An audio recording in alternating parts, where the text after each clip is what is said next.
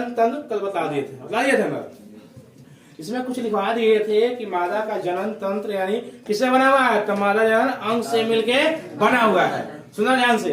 अब मादा जनन अंग क्या होता है, मादा जनन अंग को 3 भाग में बांटा गया। कितना भाग में, 3 भाग में। सुना गौर से, मादा जनन अंग को सुना गौर से, कितना भाग में, 3 भाग में। पहला प्राथमिक या मुख्य लैंगिक जनन अंग, सुनना पहले बता रहे हैं। पहला प्राथमिक या मुख्य लैंगिक जनन अंग। दूसरा क्या था बोलो, द्वितीय क्या सहायक लैंगिक जनन अंग। दूसरा था। तीसरा क्या था, बाह्य जनन अंग ही ना था। तो मतलब कल बता दिए थे कि किसके, मादा का जनन अंग में प्राथमिक लैंगिक जनन अंग क्या होता है, अंडाशय होता है। क्या होता है, अंडाशय होता है। और द्वितीय लैंगिक जनन अंग क्या होता है, मतलब सहायक नलिका और सहायक ग्रंथियां। फिर से बोल रहा है, आते हैं किसमें, द्वितीय लैंगिक जनन अंग में या सहायक लैंगिक जनन अंग में। ठीक है, इसको सहायक बोलते हैं यानी हेल्प करता है। पहले का प्राथमिक यानी क्या है बोलो, मुख्य यानी उसका बहुत जरूरी है। ठीक है, उसको हेल्प करता है, तो मतलब हेल्प करता है उसका भी जरूरी है ना। क्या हो गया, सहायक लैंगिक जनन अंग को 2 भाग में बांटा गया। कितना भाग में, 2 भाग में। पहला था सहायक नलिका ही ना था, कह सकते हैं कि सहायक जनन नलिका। दूसरा क्या था, सहायक ग्रंथिया। तो क्या था, सहायक ग्रंथिया। अब देखो, सहायक जनन नलिका, इसमें कितना आता है, 4। कितना आता है, 4। करो रोशनी, बता नाम। अंडवाहिनी, गर्भाशय, ग्रीवा, योनि। बैठो।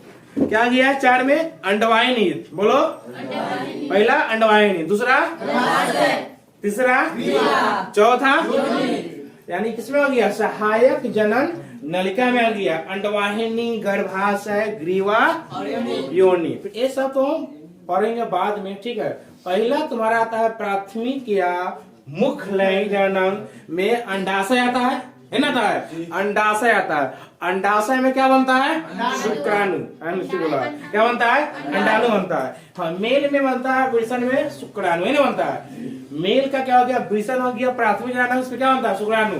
ठीक है, मादा क्या हो गया, मादा क्या हो गया, प्राथमिक जनन अंडाणु हो गया। अंडाणु हो गया, अंडाशय हो गया, अंडाशय हो गया। ठीक है, फिर से बोल रहा है, मादा का क्या हो गया, अंडाशय हो गया, प्राथमिक लैंगिक जनन अंग। ठीक है, इसमें क्या बनता है, अंडाणु। क्या बनता है, अंडाणु। यहाँ पढ़ते हैं अंडाशय के बारे में। ठीक है, इसको बोलते हैं मुख्य लैंगिक जनन अंग या प्राथमिक लैंगिक जनन अंग।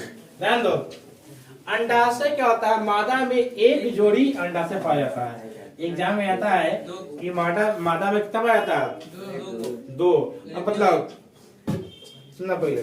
अच्छा बताओ, अंडाशय जो होता है मादा के शरीर के अंदर होता है या बाहर होता है, उदर गुहा के बाहर या अंदर, अंदर होता है।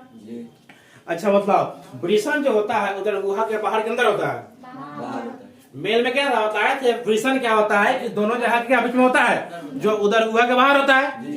तो क्या था, वो था मेल में। लेकिन फीमेल में जो होता है उदर गुहा के अंदर, यानी कहा पेट में बोल सकते हैं। तो क्या होता है, उदर गुहा क्या होता है, उदर गुहा के अंदर अंडाशय होता है। किसमें, फीमेल में होता है। ठीक है, सुना ध्यान से।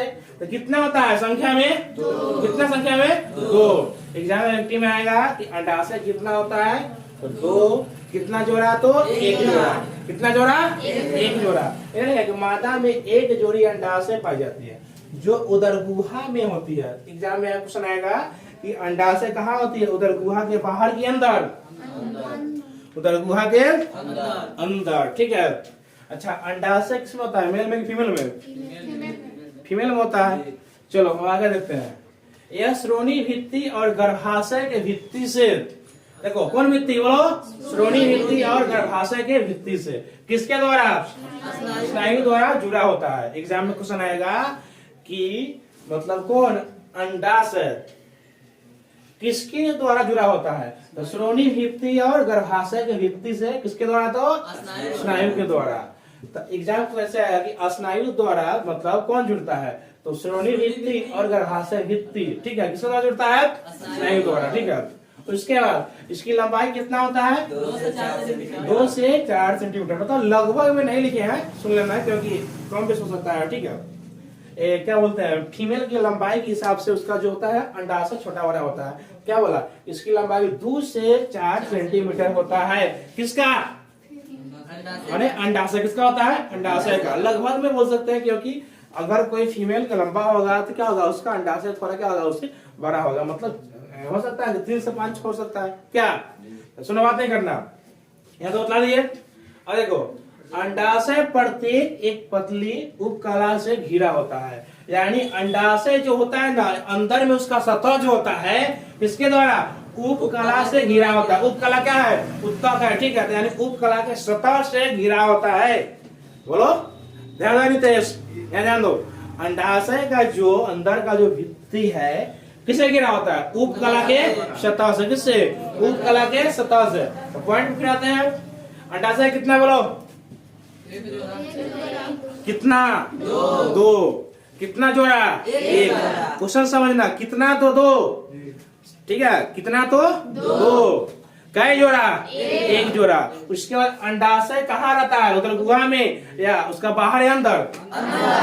उसके बाद ठीक है, उधर गुहा के अंदर ही रहता है। उसके बाद अंडाशय जो होता है किसके द्वारा जुड़ा होता है, उसके बाद इसकी लंबाई कितना होता है, 2 से 4 सेंटीमीटर लगभग। उसके बाद प्रत्येक अंडाशय का जो अंदर का भित्ति होता है, कौन से उत्तक की सतह जुड़ता है, उपकला उत्तक से। ठीक है, उपकला उत्तक में पढ़ाया थे, बात नहीं। जो हमारे क्या करता है, सतह बनाता है शरीर में, स्किन। उपकला उत्तक जो होता है ना, शरीर का त्वचा हिस्सा बनाता है, सतह बनाता है, यानी सतह जो भी अंदर भी होता है सो बनाता है। ठीक है, अब आगे देखो, बोलो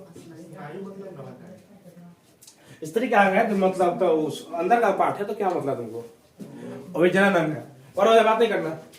अंडाशय की आंतरिक संरचना क्या हो गया, अब उसका अंडाशय क्या होता है, वृषण में बताए थे ना कि उसका अंदर का काटे थे, कितना भाग था उसका, 3 था ना। इसमें काटे नहीं, सिंपल सा है। इसको क्या है, अंदर में इसको क्या होता है, 2 होता है, बतलाएंगे अभी। क्या होता है इसका आंतरिक संरचना, तो क्या होता है, अंडाशय में तंतुमय संयोजी उत्तक। देखो संयोजी मतलब क्या होता है मालूम तुम लोग को, जोड़ना। क्या होता है, जोड़ना। रक्त क्या है, तरल संयोजी उत्तक है, पढ़ा हुआ है ना तुम लोग सेल के बारे में। रक्त क्या करता है, हमारे पूरे बॉडी को जोड़ता है, क्योंकि तुमको मालूम होना चाहिए क्या है, हमारे पूरे बॉडी में क्या होता है, रक्त का प्रवाह होता है।